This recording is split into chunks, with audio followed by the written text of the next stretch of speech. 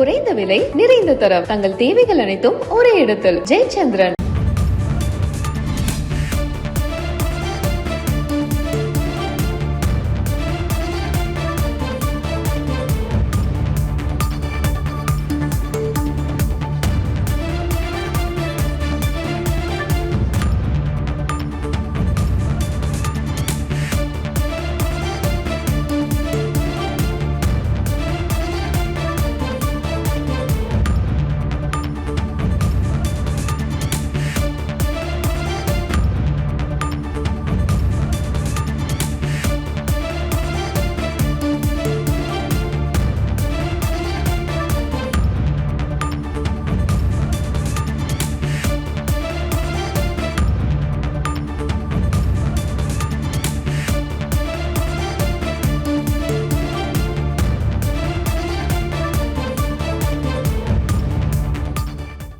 மழை பாதிப்பு நிலவரம் மற்றும் மேற்கொள்ள வேண்டிய நடவடிக்கைகள் குறித்து முதலமைச்சர் ஸ்டாலின் இன்று ஆலோசனை மேற்கொள்ள இருக்கிறார். இது பற்றின மேலும் விவரங்களை செய்தியாளர் பாஸ்கர் வழங்கிட கேட்கலாம்.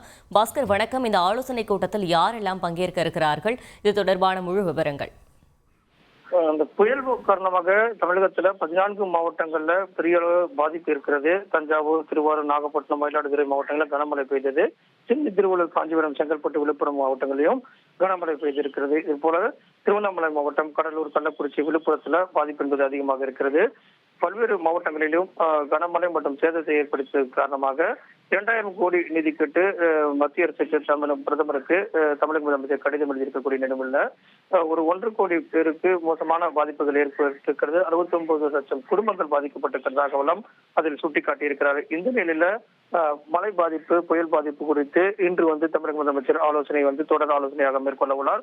துணை முதலமைச்சர் பல்வேறு இடங்களுக்கும் சென்று ஆய்வு நடத்தினார். தமிழக முதலமைச்சர் நேரடியாக விழுப்புரம் மாவட்டத்துக்கு சென்று ஆய்வுகளை மேற்கொண்டிருக்கிறார். இந்த அடிப்படையில் பார்க்கும்போது இன்று தொடர் ஆலோசனை என்பது நடைபெற உள்ளது. அமைச்சர்கள் மற்றும் அதிகாரிகளோடு தலைமைச் செயலாளர் உள்ளிட்ட அமைச்சர்களும் களத்திலிருந்த அமைச்சர்களோடும் ஆலோசனை மேற்கொள்ள உள்ளார். அதற்கு பிறகு நிவாரணத்து குறித்தான முக்கிய முடிவுகள் எடுக்கப்படும் என்று எதிர்பார்க்கப்படுகிறது. நிவாரணம் என்பது தற்போது வரை அறிவிக்கப்படவில்லை. இருந்த போதும் மத்திய அரசிடம் 2000 கோடி நிதி கேட்டு கடிதம் என்பது பிரதமருக்கு எழுதியிருக்கக்கூடிய நிலையில இன்று ஆலோசனை கூட்டத்தின் வாயிலாக நிவாரணம் தொடர்பான முடிவுகள் ஏதாவது வருமா என்று எதிர்பார்க்கப்படுகிறது. தகவல்களுக்கு நன்றி பாஸ்கர். குறைந்த விலை நிறைந்த தரம் தங்கள் தேவைகள் அனைத்தும் ஒரே இடத்தில் ஜெயச்சந்திரன்.